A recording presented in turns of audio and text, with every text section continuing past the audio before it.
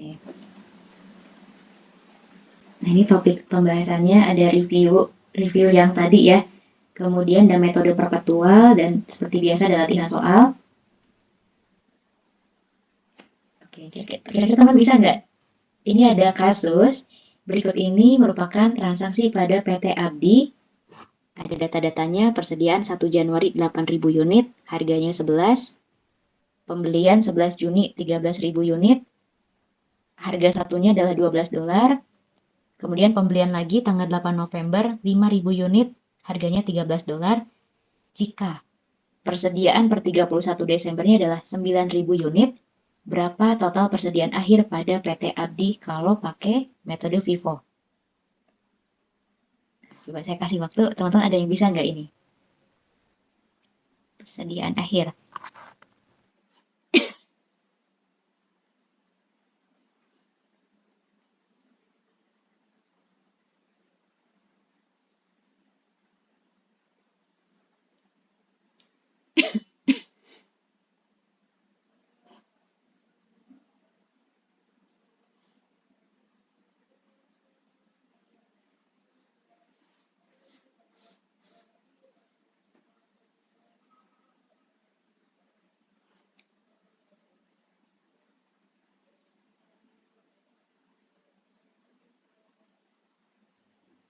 Oke, ada yang bisa nggak? Nah, ini sebenarnya caranya sama kayak tadi ya. Ingat konsepnya saja, FIFO itu barang yang pertama masuk akan kita jual lebih dulu. Berarti kalau ditanya persediaan akhir, cari tahu yang pembelian paling terakhir gitu. Persediaannya itu kan tadi ada 9.000 unit nih yang belum terjual.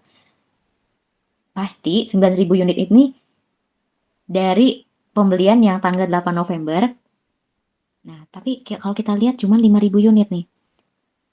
Artinya 4.000 unitnya lagi itu dari pembelian yang tanggal 11 Juni. Gitu. Kalau tadi kan langsung ya dari pembelian yang paling bawah aja. Tapi kebetulan yang tanggal 8 Novembernya itu cuma 5.000.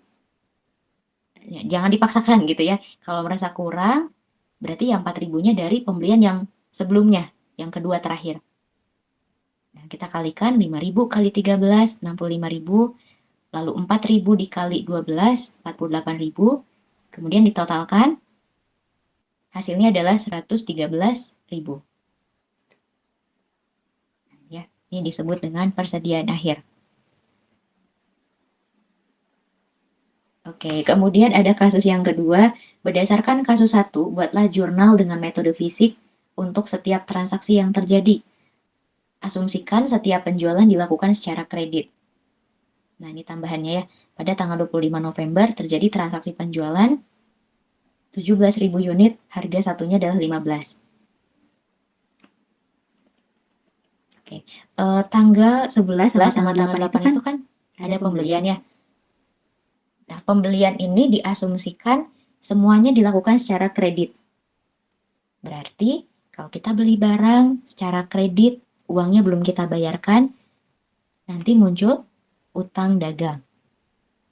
Nah, utangnya bertambah, posisinya di sebelah kredit, dan catat karena ini metodenya fisik, catatnya ke akun pembelian. Nah, ya, di debit 156.000 sama tanggal 8 65.000. Sedangkan untuk tanggal 25 November katanya ada penjualan kredit. Berarti muncul piutang dagang bertambah di debit 255.000. Nah, dikalikan 17.000 kali 15. Dan penjualannya di sebelah kredit 255.000. Oke, itu ya, ini sebagai review aja biar teman-teman nggak lupa. Nah, sekarang kita mulai masuk ke perhitungan HPP ketika perusahaannya menggunakan metode perpetual. Nah, ini tadi ya bedanya sempat disinggung bahwa kalau di metode perpetual, setiap terjadi transaksi keluar masuknya persediaan, mau ada pembelian, ada penjualan, atau ada retur, akan kita catat ke dalam kartu persediaan. namanya ya, kartu persediaan atau inventory card. Pertanyaannya, apa sih yang dimaksud kartu persediaan? Teman-teman bisa dilihat contohnya di sini ya. Tabel, dalam bentuk tabel, yang mana kolom-kolomnya itu ada tanggal, kemudian ada kolom in atau kolom untuk mencatat transaksi pembelian, lalu ada out untuk mencatat penjualan, dan balance untuk mencatat saldo, ya, atau barang yang masih tersisa di gudang gitu. Dan fungsi dari kartu persediaan ini tadi ya, untuk mencatat keluar masuknya persediaan barang dagangan. Ada pembelian, ada retur, ataupun ada penjualan, catat di sini kartu persediaan. Dan metodenya itu sendiri sama seperti tadi sebetulnya, ada FIFO, LIFO, sama rata-rata 3. Rata-ratanya disebut rata-rata bergerak ya. Kalau tadi kan ada 2, sederhana sama tertimbang. Kalau ini perpetual cuma 1, metode rata-rata bergerak. Oke, ini untuk definisi dari masing-masing metodenya ya. Kalau FIFO berarti menurut metode FIFO ini barang yang masuk lebih dulu akan kita jual lebih dulu. Kebalikannya kalau LIFO, nah itu sebenarnya barang yang masuk terakhir atau kita beli paling terakhir justru akan dijual paling pertama. Nah, agak sedikit unik ya. Barang yang dibeli terakhir akan kita jual pertama. Sedangkan yang ketiga, menurut metode rata-rata bergerak, nilai barang yang masih ada diperoleh dengan jalan membagi jumlah persediaan barang yang masih ada dengan jumlah satuan barang yang bersangkutan. Kita lihat langsung contohnya ya. Misalkan di sini kita mau membuat kartu persediaan dengan metode FIFO. Nah, ini data-datanya. Ada persediaan, ada pembelian, ada penjualan, ada retur juga. Retur pembelian sama retur penjualan. Oke, langsung dari tanggal 1 dulu. Persediaan awal sebanyak 250 unit, harga satunya adalah 150. Nah, untuk persediaan awal ini, teman-teman langsung masukkan ke dalam kolom balance. Kolom yang paling ujung. Kuantitasnya masukin 250, harganya tadi satunya adalah 150. Berarti 250 kali 150 totalnya adalah 37.500. Tanggal 3 ada pembelian sebanyak 300 unit, harga satunya meningkat lagi ya, naik lagi harganya $155. Nah, karena harganya beda nih, kita turunkan dulu yang sebelumnya 250, kemudian harganya yang tadi masih ada $150, totalnya 37.500, baru kita masukin transaksi pembelian yang tadi. 300 unit, harganya 155, totalnya adalah 46.500. Dan jangan lupa masukin juga ke kolom balance-nya. 300 unit, harganya 155, totalnya adalah 46.500. Nah, kemudian tanggal 7. Ada transaksi penjualan katanya sebanyak 350 unit, harga satunya 320.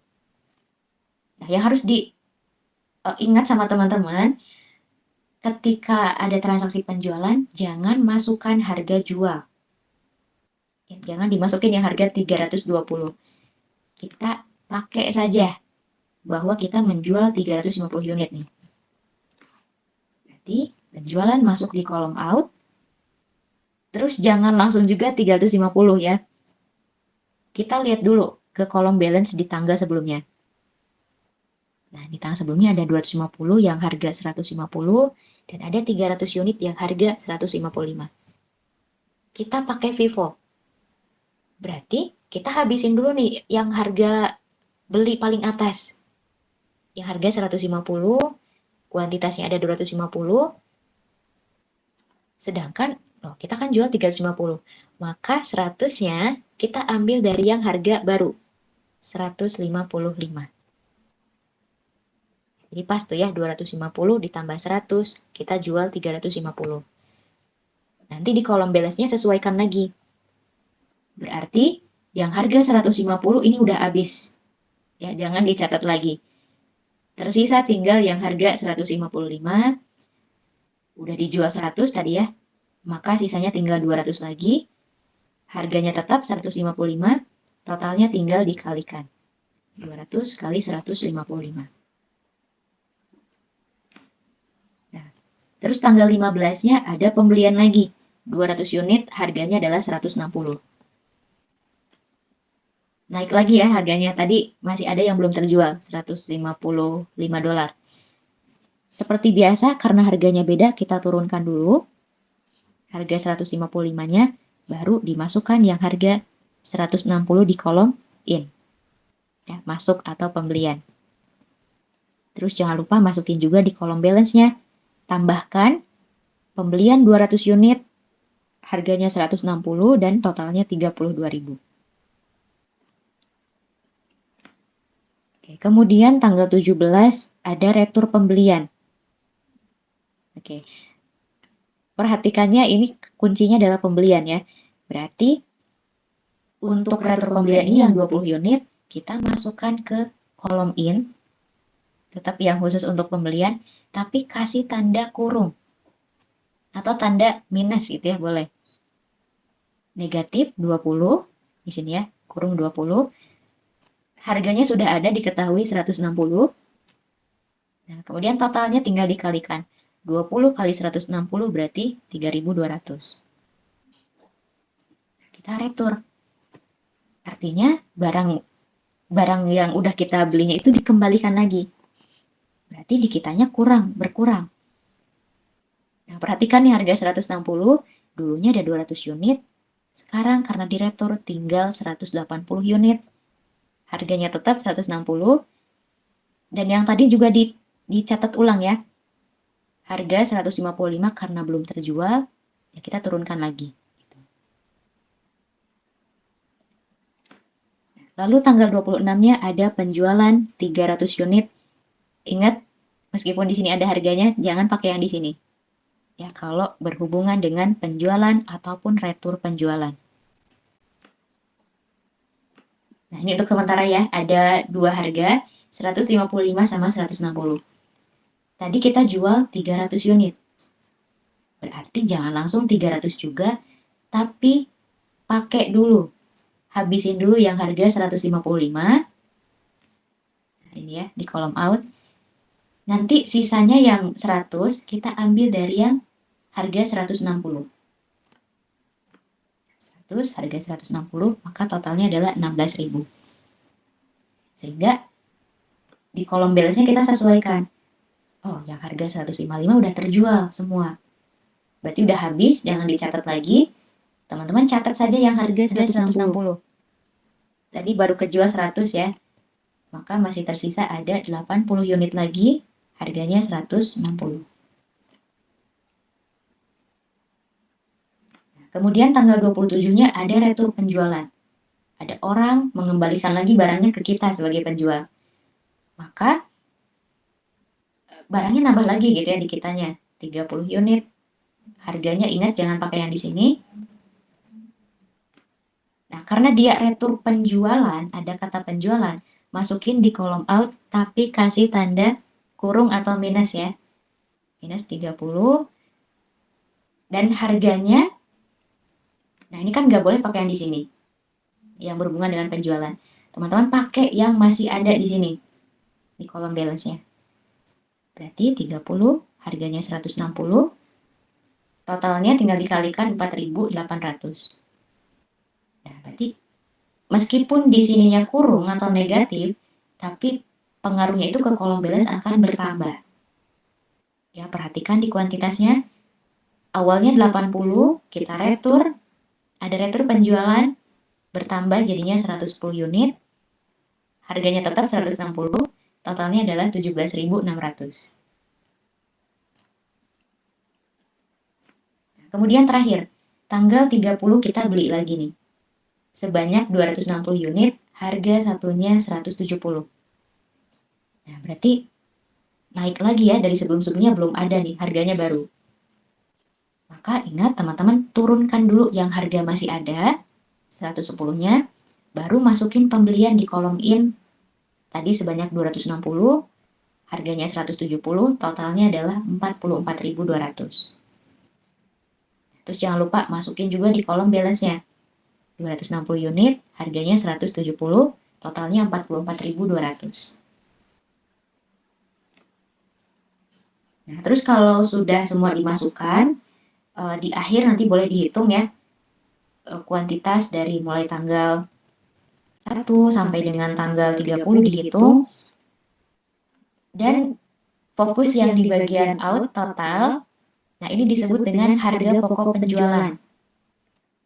Jadi keuntungannya itu ketika teman-teman pakai metodenya perpetual, bikin kartu persediaan, tinggal ngitung aja totalnya gitu ya di kolom out. Nah, itu bakal ketemu HPP-nya berapa.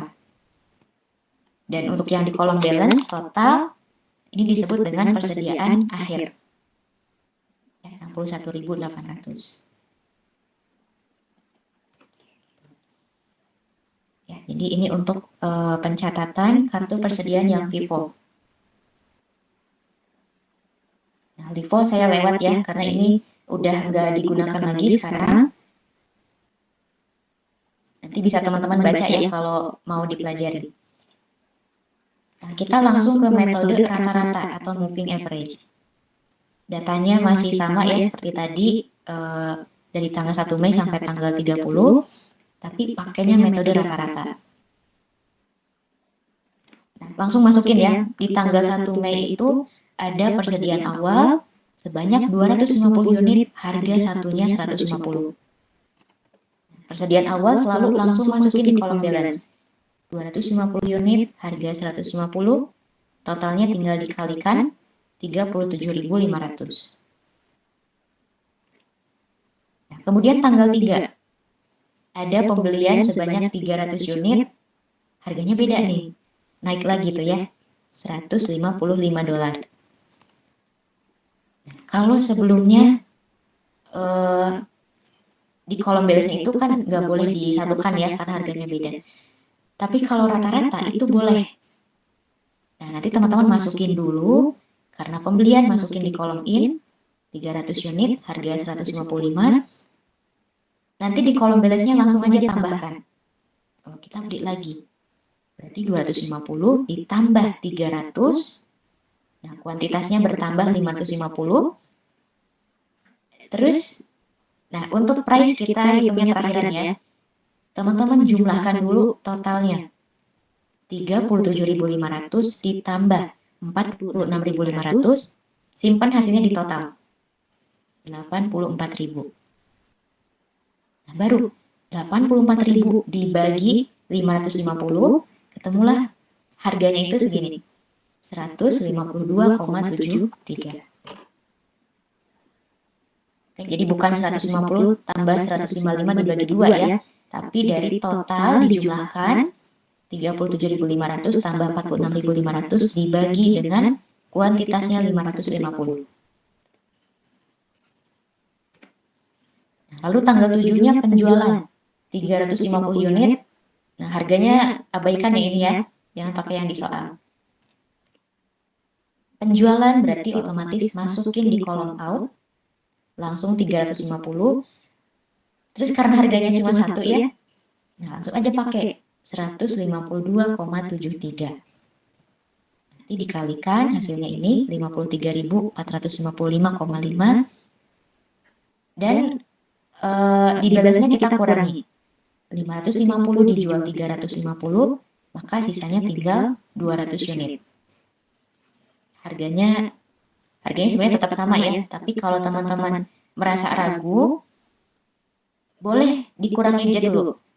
Total 84.000 dikurangi 53.455,5, simpan di kolom total. Nah, nanti dibagi 30.546 dibagi 200, hasilnya segini. Ini kayaknya saya dibulatkan ya. Harusnya itu kan ada 30.545,5 gitu ya. Nanti teman-teman bisa hitung lagi. Caranya kalau penjualan dikurangi ya totalnya. Total dikurangi total di kolom out. Kemudian tanggal 15 ada pembelian 200 unit, harganya 160. Nanti masukin dulu di kolom in, 200 unit, harga 160, totalnya tinggal dikalikan. Dan di kolom balance-nya langsung dijumlahkan saja. Awalnya ada 200 unit, ditambah kita beli lagi 200, maka ada 400 unit. Terus totalnya dulu kita hitung. 30.546 ditambah 32.000, hasilnya 62.546 dibagi 400, maka harganya menjadi 156,37. Nah, kemudian tanggal 17 ada retur pembelian 20 unit, terus harganya 160 ya. Nanti tetap retur pembelian masukin di kolom in, tapi ingat kasih tanda kurung. Pakai harganya boleh dari yang soal tadi 160, totalnya adalah 3.200. Kemudian di kolom balance-nya, karena ini retur pembelian, berarti barang kitanya berkurang. 400 dikurangi 20, tersisa tinggal 380. Terus teman-teman kurangi dulu ya totalnya. 62.546 dikurangi 3.200. Nah, hasilnya 59.346 dibagi 380. Maka sekarang harganya 156,17. Nah, lalu tanggal 26, lanjut lagi. Penjualan 300 unit. Nah, abaikan harganya ya. Teman-teman langsung masukin di kolom out saja. 300 unit, harganya pakai yang tadi terakhir 156,17. Nanti dikalikan. Dan di kolom balance-nya disesuaikan lagi. Berarti 380 unit dikurangi 300, tersisa tinggal 80. Lalu totalnya dulu dihitung. 59.346 dikurangi.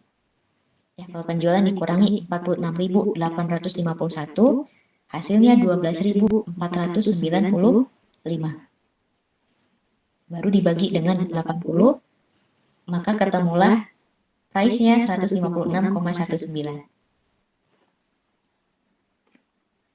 Ya, lalu tanggal 27 kita lihat lagi, retur jual 30 unit, harganya ingat kita abaikan yang berhubungan dengan penjualan. Langsung masukkan di kolom out, kasih tanda kurung 30. Kemudian harganya pakai yang di kolom balance 156,19. Totalnya tinggal dikali ya. Lalu di kolom balance-nya kita tambahkan. Karena kalau retur jual, orang mengembalikan lagi barangnya ke kita. Jadi 80 tambah 30, 110. Otomatis totalnya juga kita tambahkan. 12.495 ditambah 4.685,7, hasilnya 17.180,7. Nanti dibagi dengan 110, maka hasilnya 156,37. Nah, terakhir ada pembelian 260, harganya 170. Maka langsung saja masukin di kolom in tuh ya. 260, harganya 170, totalnya 44.200. Nanti teman-teman tambahkan dulu kuantitasnya. 110 ditambah 260, 370. Kemudian 17.180,7 ditambah 44.200. Hasilnya 61.380,7 dibagi 370. Hasilnya 165,89. Nah, nanti kalau sudah, seperti biasa dihitung totalnya ya, masing-masing kolom. Dan untuk kolom out, total itu disebut harga pokok penjualan. Nah, teman-teman gak usah ngitung lagi ya, seperti yang awal tadi. Tapi langsung aja lihat di kartu persediaan, total yang paling akhir. Gitu. Total maksudnya setelah dijumlahkan dari tanggal 1 ya, sampai tanggal 30. Nah, kalau mau tahu persediaan akhir, tinggal lihat total di kolom balance sebesar 57.000. Oh, ini salah nih harusnya ya. Harusnya 60